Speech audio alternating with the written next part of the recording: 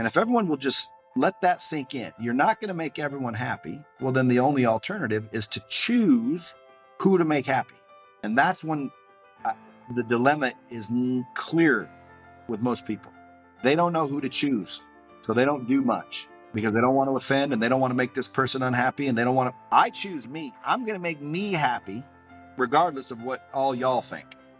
Too many people are afraid to ask the question why. I was born asking why. Why am I born? Why are these my parents? Why is this my house? Why can I not have that? I question people all the time, and I always have.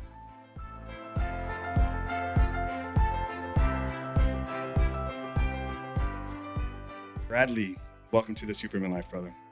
Thanks for having me, man. Looking forward to having a conversation with a business guy that has a podcast. I love that about how you describe yourself on your social media, because it gives you the ability to open up. And what I love about your content is you touch on so many topics, not just business, but life advice, personal development, relationships. So hopefully we can kind of dive into many different things here today. But I've heard you say, Brad, that your mission in life is to get the knowledge from the people who have it to those who need it.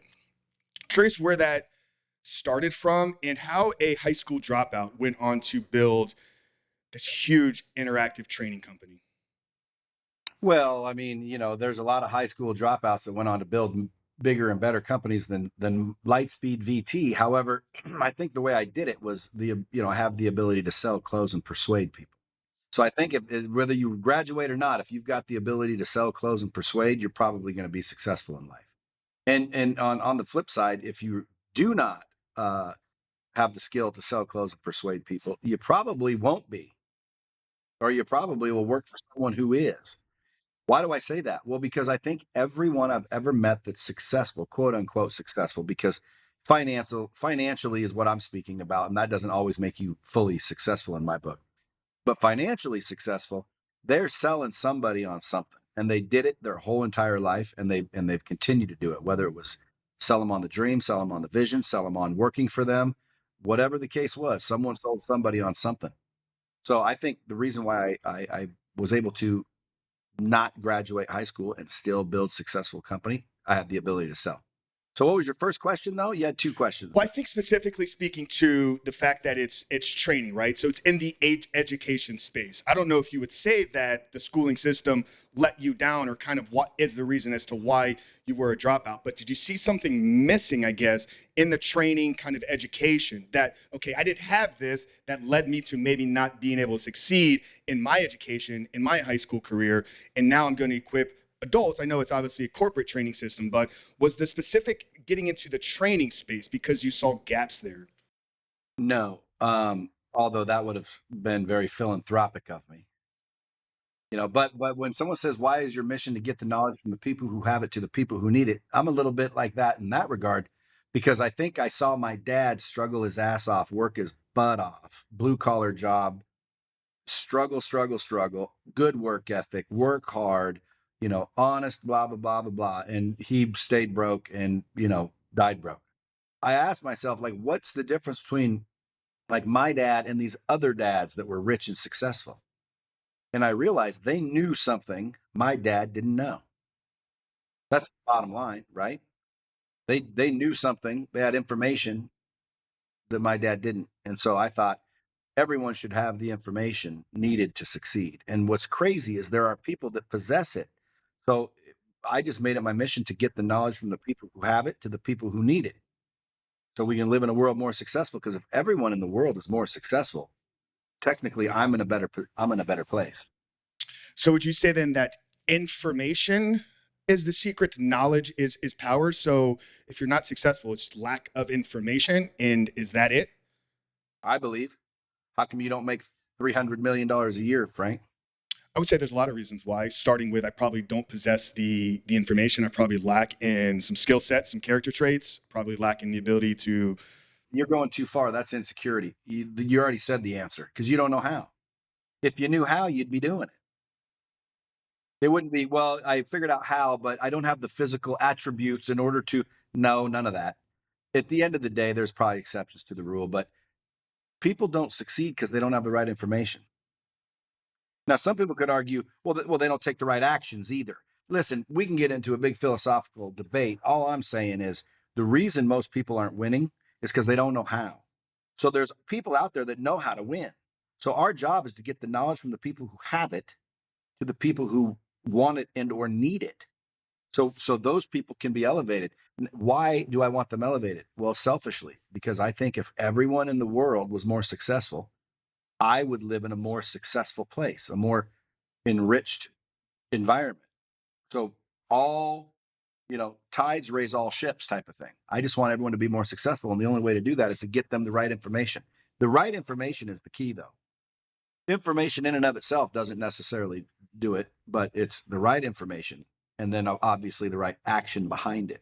Yeah, I think the key that you ended there with was the right information. I still want to I don't want to push back, but I want you to maybe go a little bit deeper if we can here, because okay, I have a background in.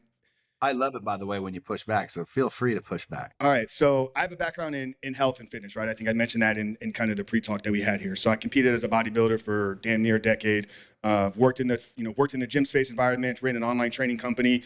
People know how to get in shape. People know ultimately what it takes. You poll the average person walking down the street, how do you lose weight? Eat less calories, move more, physically train your body, sleep, hydration, all these little variables. They know the information, but they still are not producing the success. So in a case like that, it's not information. What is it that keeps the person from succeeding? Well, in a case like that, it would not necessarily be information, but it's something that they're not. I'll give you an example. You're relating what you just said to the information on how to lose weight. Less calories, you lose weight. Duh, everybody knows that. But everybody doesn't know that they're worth more. Everybody doesn't know that, they need to develop the discipline and value themselves more. So that would be the information someone might, in order to execute. Because again, it's information that they're lacking. It may not be specifically to losing the weight. It might be something related to it. Like, dude, if you don't think you're worth losing weight, you're never going to go to the gym. You're never going to make the commitment. It's usually when the pain of being fat outweighs the pain of whatever else it is when we decide to lose weight. And that's when we decide to go to the gym and we make a life change. And what happens, 3 months later, 9 times out of 10, we start to get in better shape. We were like, man, I don't really need to do that every day. Look, I'm looking good. And next thing you know, I'm fat again. Well, why am I fat again? I already know that, don't eat the donut, but I still eat the donut. Why do I eat the donut? I know I'm not supposed to eat the donut, but I eat the donut. Why is that? Okay, I'm lacking some information, whatever information that is. And in reality, you could also say I'm lacking value for myself. True. But how do I number one, acknowledge that? And number two, how do I correct that? How do I build self-worth so I can build net worth? Yeah, now you're speaking my language, Brad, and I love where we're going here, because I think with a lot of the guys that I personally coach and work with that are struggling in a specific area, they have these compulsive behaviors. A lot of times it's due to lack of belief in themselves that they can't overcome because they've tried and failed so many times. So if it's information that is going to increase our self-belief or the value that at which we hold ourselves at, what is that particular information that somebody needs to increase their own self-worth or their own self-belief? Well, I mean, a technique or two to develop self-worth. I have one I call the sacred six, which is you forgive yourself, number one, apologize and forgive yourself for all the things you've said and done to yourself. Because if we were our own friend, we would be the worst friend we've ever had. We lie to ourselves, we cheat ourselves, we negotiate ourselves out of everything we want. Like, we're not very good friends to ourselves. So you clean the slate by forgiving yourself and apologizing. And then step two is you commit to do what you say you're going to do. So like, there's no more, letting yourself down. You just commit to do what you say you're going to do. And if you look at the bottom line, that's a decision. So you make a decision. Again, people want to make it more difficult than that. It's not more difficult than that. Just like if you're a drug addict, you're making a decision to do those drugs. Now, again, I don't care why you're making the decision, but that's what you're doing. Why? Because I've seen people stop and they made a decision that they're going to stop. Now, did it take work? Absolutely. Was it difficult? I would assume. But at the end of the day, it was a choice, wasn't it? It was a decision. So you commit to do what you say you're going to do, which is really you make a decision to do what you say you're going to do from now on. That's step 2. Step 3 is you start to rack up the wins. To me, racking up the wins means, what did I do today worth doing? So, in my opinion, brushing your teeth is a win. And, making your bed is a win, and working out is a win, and eating right is a win, and, making one more sales call is a win, and yada, yada. There's so many wins you can create throughout the day. It's ridiculous. But you just want to create a lot of wins throughout the day, because confidence is really just the memory of winning, isn't it? So you want to win a lot, and you can't erase memories, but you can replace them. And you replace them with positive ones of you winning. So instead of you losing all the time and you letting yourself down all the time and you procrastinating and lying all the time, you're going to replace those with winning all the time. And believe it or not, dude, when you win a lot, you feel more like a winner than if you lose a lot. So again, people think, wow, that's crazy. Dude, that's not rocket science. If you want to feel like a winner, win. Like, win all the time. Now, who gets to decide whether it's a win or not? Technically, who gets to decide that? Not everybody else. If you're smart, you get to decide that. So you decide whether eating one less French fry is a win. Don't listen to some fitness coach telling you can't have French fries. Tomorrow I'm going to have one less French fry, and then the next day I'm going to continue to outdo it, and pretty soon I'm having no French fries. But if someone were to tell me just chop out French fries, and now all of a sudden I don't do it because that seems dramatic, wouldn't it have been better if I just chopped out one? So again, it's literally lowering your goals to a daily basis and save the big goals for a macro basis. Because what you need to do is win a lot. And so you create these wins all throughout the day so you can acknowledge consciously that you're winning all throughout the day. And by the end of the day, dude, you're going to be in a good mood because you've been kicking ass all day. And you're going to start to walk a little taller and feel like you deserve a little bit more, which will be automatic. And it's true, you do.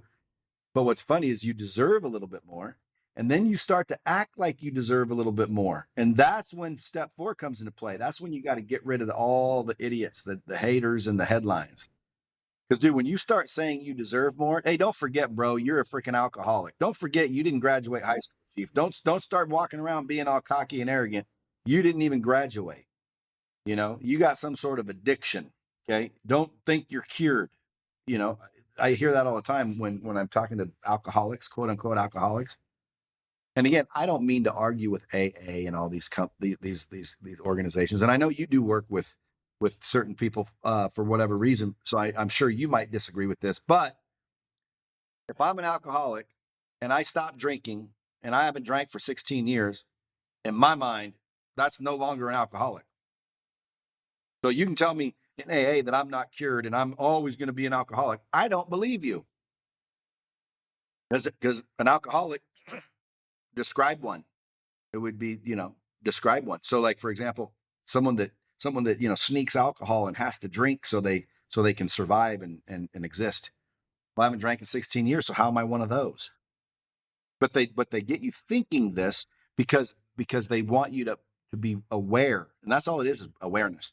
So once you're aware that you deserve more and you feel like you deserve more, you start to act like it. And believe it or not, that's what is really making a big difference. But that's when people will come out of the woodwork, say, I like you better the way you were. Don't overdo it, dude. Come on, man. You don't need to work out every day, dude. You're getting too skinny. You don't even look healthy anymore. Whatever they're trying to get you to stop doing, that's what happens. So step 4 to building that self-worth is to get rid of any negative people. Anybody that's not encouraging you or helping you. You in my book, you eliminate. And when I say eliminate, it doesn't mean kill them. It doesn't mean never talk to them again. It means shut off their ability to enter into your mind as legitimate information. Like, you just literally say nothing they say, I will take into consideration. You don't deserve a nicer car. No, whatever. Step 5, you need to map out and visualize exactly where it is that you want to go. Because a lot of times people say, I want to do this or I want to do that, but it's too generic. And they can't visualize it on a regular basis. Because in order to visualize something, if I said and visualize your perfect car, what pops into your head real quick? Who, me? It would be probably the car that I have parked out front right now. I have a Jeep Rubicon Gladiator. But you just pictured it, didn't you? Of course. Yeah. So you can't picture something that you don't know what it is. So I tell people you have to map out and determine what exactly success looks like for you, not based on the societal norms, because then you might reach it and not be happy. Ask yourself, it's the hardest part. Figure out exactly what you want and then visualize already having it. That's the fifth thing. And then the sixth thing is to seek new information every day. Because the reason we do what we do is because we believe what we believe. And if we want to change our beliefs, we need new information. So you have to reevaluate things. You have to get new information on a regular basis so you can change your perspective, change your belief, and then that will allow you to change your actions because you get what you get because you do what you do. And you do what you do because you believe whatever it is you believe. And it doesn't make it true. It doesn't make it true just because you believe it, but it is what causes you to act. So if you want to change your behavior, you have to change your beliefs. And so that's seeking new information on a regular basis. So if you do those six things, one, forgive yourself, apologize, forgive yourself, wipe the slate clean. Two, commit to do what you say you're going to do. Start to be a man, right? Start to do what the fuck you say you're going to do. Quit being a bitch, quit being a pussy, quit letting yourself down. Just don't agree to do something is easier than breaking your word. Like, decide to keep your word. It's like when I quit smoking. I used to smoke cigarettes. I couldn't quit smoking cigarettes until one day I decided quit smoking cigarettes. And the catalyst was I'm more powerful than this cigarette because I am, and you are, and so is everybody. They just don't know it. We are very powerful beings. A cigarette cannot keep you from doing it. Whatever addiction you have is not stronger than you, period. You just don't know that. Well, I knew that. Why? Well, I don't know. Thankfully, I just knew it. But point being is I flicked out a cigarette because I wanted to prove myself I'm more powerful than that cigarette. Never smoked one again. I can do it all the time. So that would make me not addicted. Now, some people could say, Brad, didn't you say you were addicted to crack cocaine for 3 days? No, I went on a 3 day crack smoking binge. Like, stupid, but still, why wasn't I addicted to crack? Am I a crackhead now because that happened? Am I a crackhead for life because I was a crackhead for a day or two? No, I'm not a crackhead just because I freaking did crackhead shit, right? See, that's a perspective. Someone else could say, yeah, that would theoretically make you a crackhead. It doesn't make me one. Same thing with any addiction, drinking, porn, anything and everything that comes to an addiction. I believe it's the same. You are more powerful than that addiction. You are not addicted. You are deciding because of your rationalizing and your negotiations with yourself, and that's why you end up doing it again because you haven't decided, number one, and you haven't became aware that you're more powerful than you think. So those six things: forgive yourself, apologize, wipe the slate clean, commit to do what you say you're going to do, which is really just a decision. So you start feeling like you deserve more. Racking up the wins on a regular basis. And that's easy to do. You decide what a win is. Just do 10 or 15 of them a day where you're winning all day long. Over time, you start to feel like a winner. It just naturally starts to happen. You'll walk taller, talk faster, think clearer. And then you'll start looking around at yourself and you'll be like, shit, I can do better than this. And then you'll start doing better than this and demanding better than this and talking different and acting different. And then people will start attacking that. So you have to watch out for those people and keep them away because there's a lot of people that won't be, but there will be people that freaking draw you back in with negative bullshit. So you just get rid of those people. Then you figure out exactly what success looks like for you. So when you reach it, you've seen it for a minute.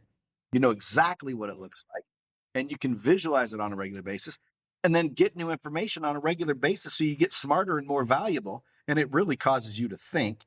And then once you think more, you'll start to say, hey, I kind of think differently now. Well, that's changing your beliefs. And as soon as you change your beliefs, bro, that's when everything changes. Yeah, I love this so much, Brad. I mean, ultimately, what I hear you walking through is a 6-step process for an identity change. And I say a lot of times that all successful, lasting transformation is going to be rooted in an identity change first. And I've spoken out against the AA approach where you go in every single meeting, you raise your hand, and I'm Frank Rich and I'm an alcoholic, because you're holding on to that identity and the gap and hole that I saw in the marketplace and why I started my company, because I didn't like that approach because if you hold on to that identity for the rest of your life, yeah, you may be able to white knuckle your way through the addiction, but you're still leaving the door open because you're identifying as the person that has this problem. So I agree so much with this process. If we have to change the way that we see ourselves, we must begin to view, create, and shape a new identity for ourselves. With these sacred six, Brad, where do you see most people getting held up the most? Like, which one of the six is most difficult? Number four, the getting rid of the idiot friends. We are so worried about what everybody else thinks. It causes our demise. So is there a way that somebody can begin to slowly weed people out, or is it a information of you got to stop caring what people think? It boils down to information, but at the end of the day, you can do it quickly, you can do it slowly, or you can struggle to do it at all. Why? Well, because you worry more about what your mom thinks than what you think. And why do you worry more about what your mom thinks than what you think? Because maybe you love your mom more than you love yourself. And So how can people we do learn to that. love ourselves more? The sacred six. You have to be worth loving to love yourself, right? Now you start asking yourself, are you worth loving if you never do what you say you're going to do? Are you worth loving if you're smoking crack every day and ripping people off to get it? No. What about cheating, lying, stealing, scamming, overeating, undereating, all the shit that happens to people? So it begins to create a positive feedback loop where little daily stacked wins over time reinforce the positive self-belief and self-confidence you have in yourself, wanting you to go out there and do more and more and more because you're creating this positive feedback loop. Momentum. You start to gain momentum. And then again, if you stay on that path, you'll end up victorious. But the question was, what's the hardest part? The hardest part is telling other people to shut the fuck up. A lot of people will not do that. Why? Because they don't want to offend somebody. They love somebody. Well, we've been friends forever. We've been married. Well, that's my wife. Blah, blah, blah, blah, blah, blah. The question is do you want to get here or not? Because if the answer is in order to get here, you got to tell all those people to shut up. Is that true? Maybe not. There's a million ways to get successful. I'm just telling you about the way I know how to get successful. I'm successful. How do I know how to? Because I've done it. So if I can share it with you, I would share it with you. Get rid of the negative people that try to pull you back and convince you that you're not worth shit anymore. And they're very subtle about it. Okay, I mean you can see it. It's not like you don't know which one's which. You'll listen to them. You'll hear them. They'll stand out. But will you shut them off? Will you kick them out? That's the question. And most people, the answer is no. And when you say, why not? Well, it's my mom. Well, it's my wife. Well, it's my husband. Well, it's my brother. Well, it's my sister. Well, it's all these people. And you can't just cut them off. Again, that's a decision. Yes, you can cut them off. You don't want to cut them off. So own that shit and quit freaking making excuses because you can cut them off. The question is why won't you? And the answer is usually because you don't value yourself as much as you value them. So you have to change that in order to come back with the ability to do it. You now value yourself more than you value them. And then it's easy to cut them off. Bro, love you. Call me in 2 years after I've accomplished what you're saying I can't. Click. I don't care if you're my brother. I don't care if you're my dad. I don't care if you're my mom. I don't care if you're my wife. At the end of the day, if I want to go here and I'm 100% determined to succeed, I might divorce my wife if she's saying and doing the wrong shit. But I'm also guaranteed to succeed, which was the goal, right? So that's why step 5 is important. You got to map out and visualize what success actually looks like so you can determine where it is you want to go. Because if your wife is nagging you to stay home more and you realize that staying home more is part of your plan, well then why would you divorce your wife from nagging you to stay home more when you want to stay home more? But you wouldn't even realize that unless you mapped it out. You know what I mean? What does success look like? Because it's not just money. That's just a piece. There's health involved, there's family involved, there's relationships, there's all kinds of things. So at the end of the day, man, step 4 is going to be the hardest for most people. The next one I would say is forgiving yourself, because a lot of people can't do that very well, very easily either. They think because they've done bad things that they're bad. Like, again, I can talk about smoking crack for 3 days. I don't care. If you don't like me because I smoke crack, I think you're weird. First of all, haven't you ever? That's weird to me. Everybody experimented and shit, didn't they? But at the end of the day, it goes round and round. Here's what it boils down to me. I realize I can't make everyone happy. And if everyone will just let that sink in, you're not going to make everyone happy. Well, then the only alternative is to choose who to make happy. And that's when uh, the dilemma is clear with most people. They don't know who to choose. So they don't do much because they don't want to offend and they don't want to make this person unhappy and they don't want to. I choose me. I'm going to make me happy regardless of what all y'all think. Brad, were you always this guy coming up? I think some people are going to maybe hear this, or they'll look at you, obviously, with everything that you've built and acquired, all the success, the companies, the social media, the influence, the wealth, and be like, yeah, it's easy for Brad to speak like this because look at where he's at here today, right? It's easy to say, I don't care about what other people, think about me. That's why I'm there. So you were always this way coming up, or was there a defining moment, I guess, in your career where something shifted inside of you and there's kind of this, like, I don't want to call it an awakening moment, but maybe you're struggling early on in the career and then you had this pivotal moment where you said, I'm lacking this information piece. Was there that point in your career, or is this?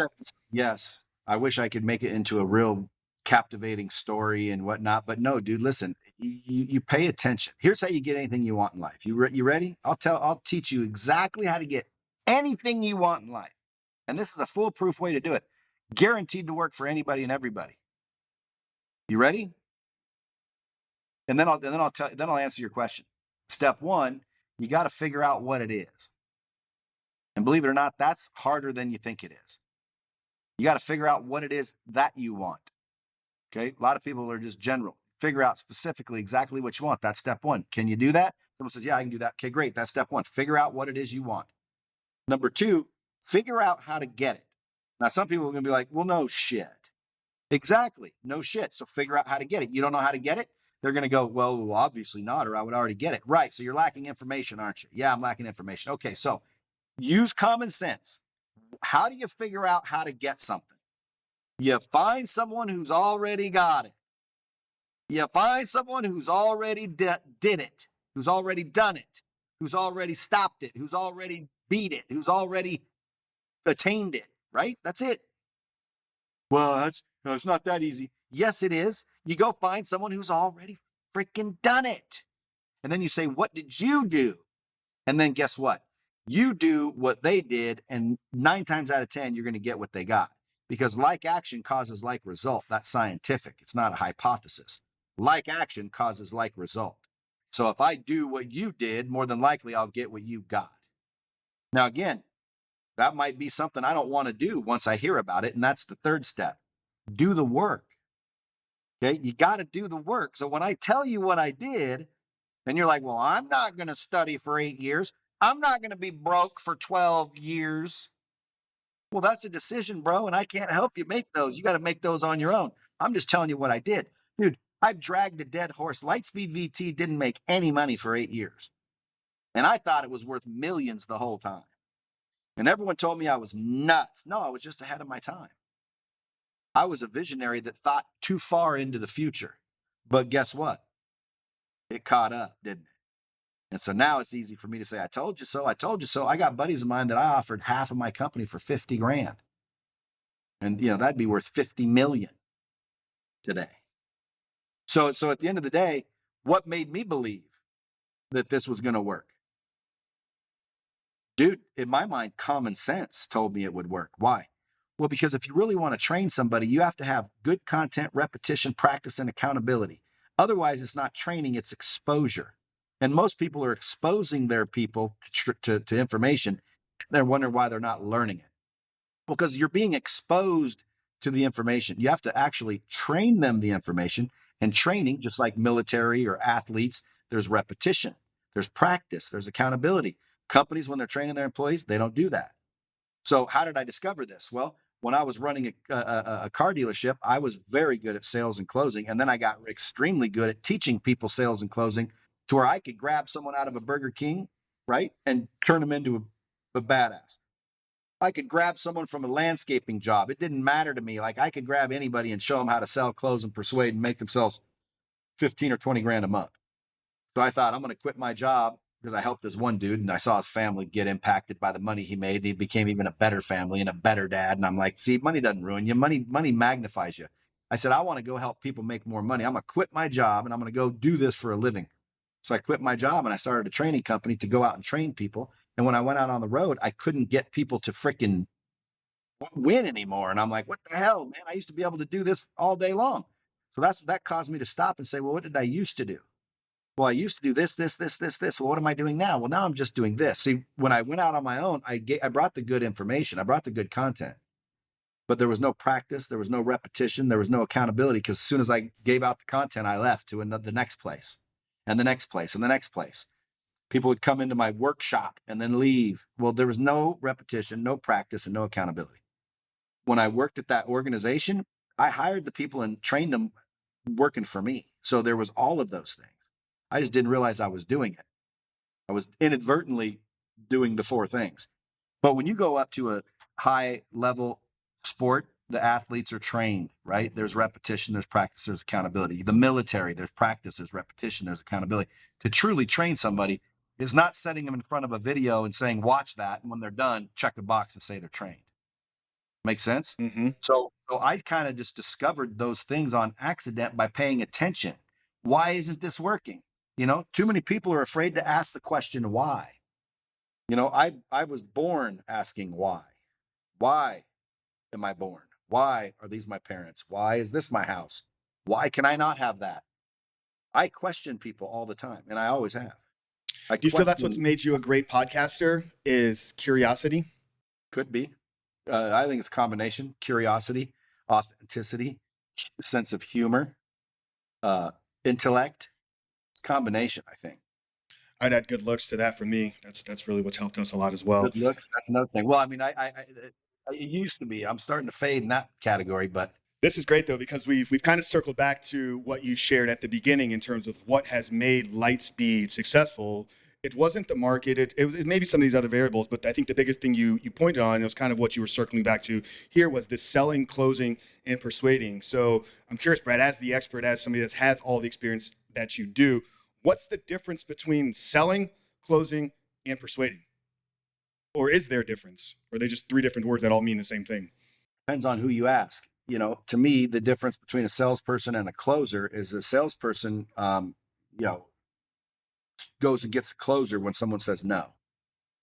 So a salesperson, like in other words, if I showed you a product and you bought it, you didn't say no.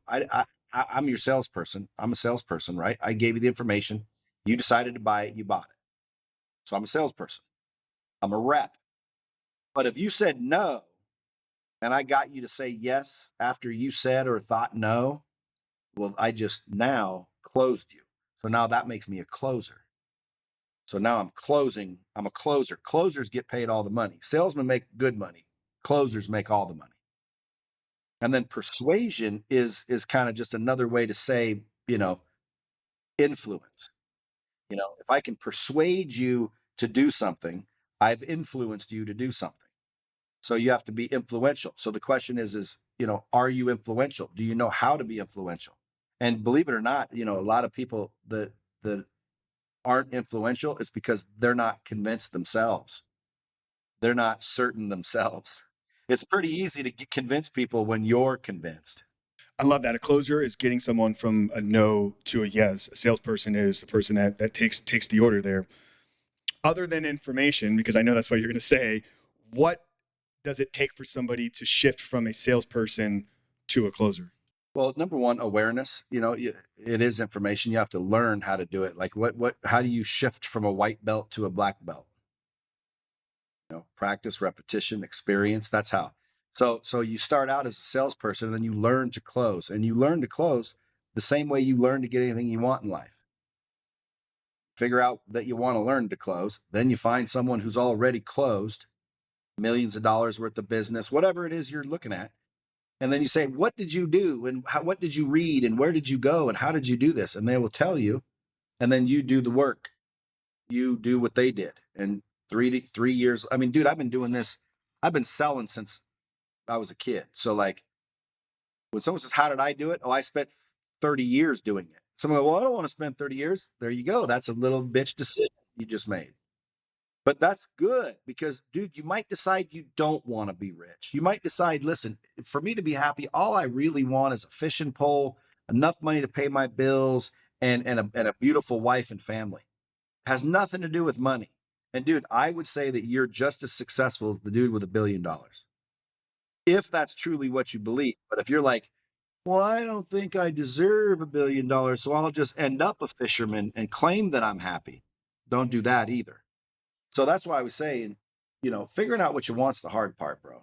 You mentioned you were selling as a kid. Curious what you were selling back then. And is there ever a place where somebody is born a salesperson? You hear a lot of people say, oh, that guy's a naturally born salesperson. Is that true? Can people naturally be born as a salesperson or closer?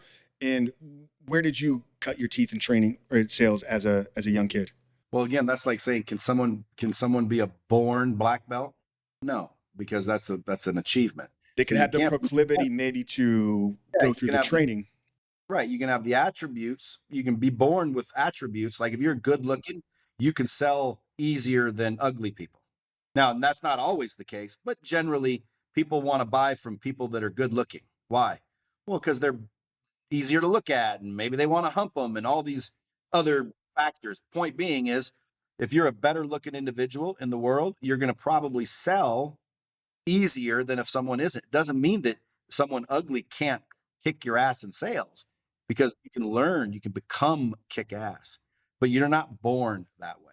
People are not born a salesperson. Although I believe everyone is a salesperson. So let me take that back. I do believe everyone's born a salesperson. You know why? Because everyone is a salesperson. You said, what was I selling as a kid? What wasn't I selling as a kid? I was selling my dad on staying up late. I was selling my mom on freaking, pouring me a bowl of cereal and adding more milk. I used to remember every time my mom would put milk in my cereal, she thought like, a splash of milk was enough. And I'm like, no, no, no, no, no, dude. This shit's got to be floating in milk. But milk was expensive and my family wasn't rich. So I didn't realize she was just giving me a little bit of milk to make the milk last. See what I'm saying? Perspective. It was just, I'm like, what you doing, girl? Like, throw some milk on that shit. I wasn't factoring in the cost of the milk and the fact that there was other kids that had to get some. It's all perspective, dude. If everyone can learn to shift their perspective, everything works out well. You can literally be in the same situation and find that one person is upset about it and one person is happy about it. I've seen people get cheated on by their spouses and lose their mind and, end up in prison. And I've seen people that had been cheated on that like start laughing and giggling and say, thank God, thank God you got cheated on. Yeah, absolutely. Thank God. It happened when I was 29, you know, now I got the rest of my life to find the girl of my dreams who wouldn't cheat. So again, it's all perspective. It's all perspective. There's two kids. One's rich, one's poor. They put them in a room full of shit each. They come back an hour later. The rich kid's madder than hell. The poor kid's happier than hell. They asked the rich kid, why are you so angry? He says, you just stuck me in a room full of shit. What do you expect? And then you went to the poor kid and you said, hey, why are you so happy? And he said, with all this shit, there has to be a pony in here somewhere. Same exact situation, two different attitudes. And it was perspective. Now, whether there was a pony in there or not is irrelevant. It was a perspective. And that's why the kid was happy versus pissed. So again, you've got the same ability right now to be happy about what you're pissed about and pissed about what you're happy about. Like again, dude, if I had your money, I might freaking burn mine. I don't know how much money you have. Or I might freaking get pissed.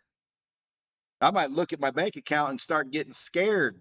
You know what I'm saying? Where if your broke cousin Jimmy looked at your bank account, he'd be like, damn dog, I need to be in your shoes. They'd be happy as hell with your money. I always hang around people that usually tend to do better than me. Not hang around, but the people I know a lot of people that are doing way better than I've ever done. So I like to hang around people that make me think, how are they doing that? You know what I mean? Like how is that possible? So I don't know where I was going with that, but it was ultimately in the direction of, you have to you have to look from a different perspective sometimes. It's all perspective. What can somebody do? I've been very fortunate as well myself over the course of my lifetime to be around incredibly successful people, and I attribute a lot to where I am today based upon the relationships and network that I've been able to build. But I know a lot of people are going to say, "Well, I don't bring anything to the table, right?" So how does That's somebody begin to self-worth. get into these self worth? Okay, so it's going back to our sacred six. So if you want to improve the circles that you're networking in, go back to your sacred six and work through those processes. And a byproduct of that is going to be you ending up in these circles. Yeah, I mean, at the end of the day, you have to figure out what it is you want. You want in those circles, which you do, trust me, you want in those circles. If you want in those circles, and you're asking yourself, well, why would anyone validate my actions, or why would anyone listen to me? Dude, you just need to go increase your self worth. What do you mean? Why would anyone listen to you? That's the dumbest question I've ever heard. No wonder nobody wants to hang around you. You negative. Yeah, they're all human beings, and no matter what, you have something to offer. Going back to the proclivity to maybe lean towards a great salesperson, a great closer, or maybe even kind of expand it out, a great entrepreneur. Got a lot of young guys here that are listening to this. Maybe they're on the cusp of trying to figure out, okay, what's the next move? What's the next step for me to do in my life? Do I take the plunge? Do I go into entrepreneurship? Do I stay in the place that I'm working in? If somebody is looking and trying to figure out if business entrepreneurship is the path for them, what innate traits should they look for in themselves that would lean towards the proclivity to maybe able to becoming a great closer, salesperson, or business owner? Well, those are all kinds of different things. So there's the answers change. So like a salesperson, I think empathy. An entrepreneur, I think aversion to risk, problem solving. At the end of the day, I can't be anything but an entrepreneur because I'm constantly trying to figure out how to make things better. So that I think of itself as an entrepreneur, even though if you look up the definition, it says someone who takes greater than normal financial risks. So an entrepreneur is someone who takes greater than normal financial risks. Um, I think everybody should do that. The reason why I think everybody should do that is because if you don't, then you have a scarcity based mindset. The reason you have an aversion to risk is because you don't want to lose. You don't want to lose because you don't think there's enough. If I lose my money, I won't be able to make any more. If I lose this, then I'm worse off somehow, which is not true. You have an abundance mindset, your aversion for risk diminishes because what if I lose? Well, big deal. I'll do it again. I'll try it again. I'll get more money and I'll invest in something else. So aversion to risk, I think, is going to stop somebody from being an entrepreneur. I don't think everyone could be an entrepreneur. I think everyone should be, though. In other words, there's people out there that'll probably do much better as an employee for an entrepreneur. And there's nothing wrong with that. You can be an intrapreneur, which is basically being an employee for an entrepreneur, but act like it's your business. Entrepreneurial mindset inside of a corporation, operating as a number two, number three within a small, big, or large company. So if you know yourself and you're like, dude, I hate risk. I can't take risk. I get too anxious, et cetera, et cetera. Well, you're probably not a good candidate for entrepreneurialism. Love that.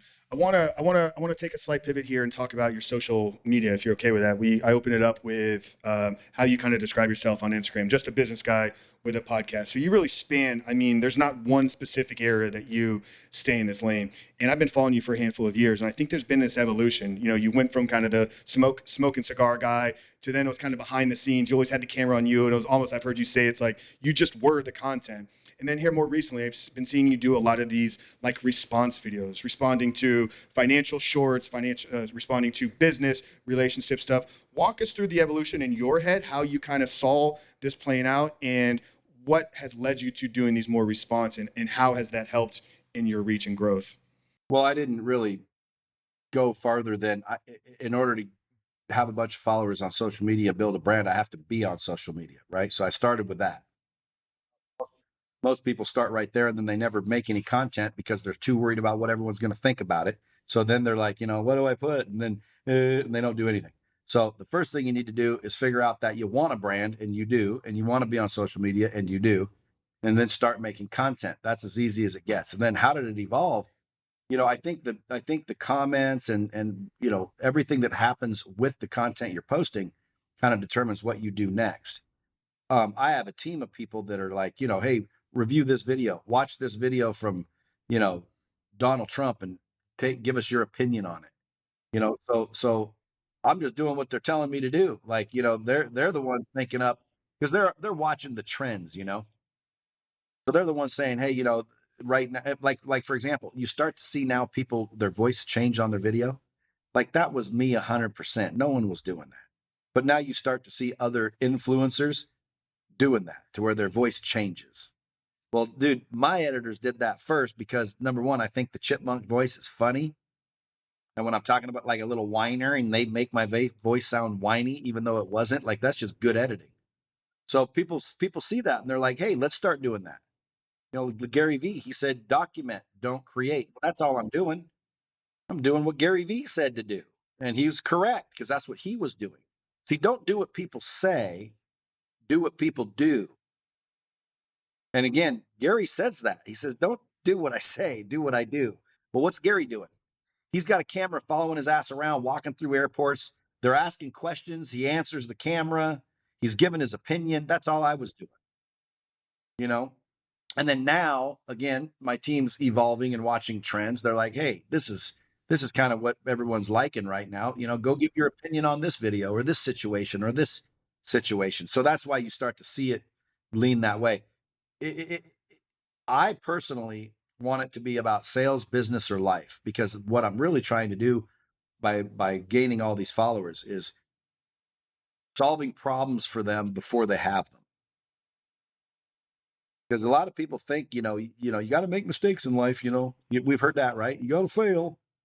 Failure's the best teacher. Well, no, death is the best teacher. The problem is we can't afford the lesson. So you can't get death to teach you. But death is a better teacher than failure, right? Failure might be shame and embarrassment. Death is permanent. So to me, that's just somebody made that shit up and now we all believe it. Like the fastest way to success is failure. You ever heard that? Mm-hmm. No, it isn't. The fastest way to success is from starting to succeeding. Like I didn't need to fail. It would be faster if I didn't fail. But what they're trying to say is more than likely you're going to fail if you're attempting to succeed. That's the truth, but they didn't say it that way. Why? Perspective. And then we blindly listen to what everybody's telling us. Because again, like you said, you're helping people with an addiction, right? To me, yes, there can be some exceptions to the rule, but it's not an addiction. It's a choice. And by the way, like, dude, that's a good one to be addicted to, if you ask me. And I always wonder, like, what's the problem with being addicted to porn? But if it causes you problems, well, there's the problem, right? But to me, I don't think it causes a problem. But then again, I'm not addicted to porn. I don't watch porn 24/7. I don't know if I've watched porn, since I've been married. Like me and my wife, we're not big porn watchers. Yeah, that's a great question. I am the porn, Frank. I am the porn. It's a great question, Brad. I'd love to come on Dropping Bombs and answer that for you in an extended version. But I think ultimately what it comes down to is... I'll invite you to do that because I'll bet you I got some porn addicts in the bomb squad. It's a pretty large... I can guarantee with the reach and probably the vast majority of your audience being men that there's a larger percentage of your audience that is struggling with this behavior, probably a much bigger portion of it than you would believe. Humor me real quick and tell me, what kind of behavior does a porn addict display? Wax off a lot, watches porn a lot, what? Well, it's the compulsive use of porn and masturbation. So I had Dr. What's the problem? What's the problem? They're not doing it at a school, are they? Some are. So answering addiction is the root of this answer, right? And I had Dr. Anna Lemke on. She's the head of Stanford's addiction department, wrote Dopamine Nation. She'd be a great guest for you as well. She defines addiction as the continued or repeated use of substance and or behavior despite negative consequences to self and or others. So it's the behavior that is leading to negative consequences in other areas of your life. If you're not fulfilled in your job, if you're not fulfilled in your relationships, you're not fulfilled in your health, fitness, and what you do instead of working on those things is you escape doing the work and you cope yourself, or you use porn as a crutch or as a pacifier to avoid doing the difficult things. That's what's creating the compulsive or addicted behavior. Based on that, everyone's addicted to food. I wouldn't say everyone, but I think food addiction is probably one of the highest addictions that people struggle with in the US. Absolutely. Based on that lady's definition, I'm a food addict. Because why do I eat a donut when I know I shouldn't? Well, does a donut produce negative consequences in your life? 1000%. Is it not? Is a donut good for you? Yes or no? Is it optimal from a It's health not good for you. perspective? It's not good for you. No, You go but backwards when you eat donuts. You go backwards when you eat a donut. You don't go forwards. You don't get healthier. You don't gain. Everybody knows this. Snickers, they're no good. Okay. Shit food, junk food, no good. It's no good, but we all eat it. Not we all, because you're right. There are buff some bitches. They don't touch that stuff. There's vegans. They don't touch that stuff. I But there's think I certain think a people lot that, of health experts would say that it's okay to have a certain amount of these foods in moderation. I don't well, think then a it should candy be okay bar to once a whack week off is going once to in a kill while. you. Well, then you should be able to whack off and watch I porn never, once. I'm not here to tell anybody that they can or cannot whack off, but there are a large amount of men in the world today, young men Whacking specifically, off too much. that their brain has been hijacked. So, I mean, we could go deep into the science on your show. I'd love to kind of explore that with you, how it begins to kind of hijack and reset the reward system in your brain, how you begin to not seek joy, dopamine, or motivation to go pursue other things because the only place that you're going to feel good is comforting yourself in porn and masturbation. So it becomes this neurological addiction. Granted, it's obviously got the layer of shame and kind of morality kind of tied behind it that we don't need to bring that into the conversation. We can speak purely from a behavioral standpoint, but the brain in of itself it does begin to change. Just like returning to gambling every single day, pulling that lever. Yeah, it's creating new neural pathways in your brain. So yeah, I'm not saying everybody that watches porn is a porn addict. I'm not saying that every guy that masturbates has a masturbation problem, but I can tell you I've had thousands of conversations with men in the world, and it is a massive, massive problem. And I think it's rising in understanding and awareness because we're living in really a new age and time. I mean, the internet in the way that we have it available to us today is really 20 years old to maximum. So I think the accessibility to it to young men, to boys, the average age of first exposure is 8 years old, begins to create the way that you see sex, relationship, intimacy, other people. So we're almost living through an experiment, I think, with this internet's technology. So yeah, I'd love to explore deeper on your show, Brad, if you'd be open for that. So tying this to a close here, this has been great, man. We've gone through a lot. I love the Sacred Six, man. We have a book called The 7-Step Guide to Creating a Porn-Free Life. And I would say it's almost exactly those same 6 steps, kind of restructured in a little bit different of a format. So I really believe a lot with that. And I love your whole concept of information as the pathway to success. Tell people real quickly about your book, The Hard Way. I know you wrote a great book, where they can find you on social. And then we'll bring today's conversation to a close with our last question. You can find me on social, Instagram, YouTube, Facebook, LinkedIn, all of them, TikTok. But you just look for Brad Lea or the real Brad Lea. It's either one will be more than likely find me. And then my book, I wrote the book basically to do the same thing I'm doing with my content. It's lessons I've learned the hard way so you don't have to. So there's a series of stories that taught me lessons, and the lessons that it taught me has made me successful, and they will make you successful. And the cool part about the book is this: you're going to learn what's in the book one way or the other. The question is how much is it going to cost you? They're almost like universal lessons. Like by the time you're done with that book, you're going to either say, I knew those, I like those, but I can promise you, if you don't buy the book, you're going to learn it anyway. It's just going to cost you a whole lot more, because it cost me a whole lot more. It's lessons I had to learn the hard way, so you don't have to. Again, and that's what I keep telling people: failure is not the best way to learn shit. Okay, it's the dumbest way to learn shit. The best way to learn shit is from other people that already failed. So you don't have to, because you don't have to fail. It's not a prerequisite. And by the way, there's nothing like, again, I have failed. We've all failed. We will all fail. I'm not saying that you don't have to, seek failure. My point is don't focus on failing as being the secret, because it's not. The secret is figuring out how to do it and then doing the work. Figure out what you want, Figure out how to do it, which is find someone who did it and ask them, and then do the work. And you can get anything you want done in life, anything you want done. And then don't listen to a bunch of bullshit excuses. Oh, I'm an addict. No, that's an excuse. Don't use that. You can do anything you want. I know somebody that he got a felony when he was like 19, and he kept saying, I can't, I'm a felon. I can't, I'm a felon. So his whole life he didn't because he was a felon. I know felons that are freaking multi-millionaires, but they were felons back in the day. Who cares? Don't limit yourself.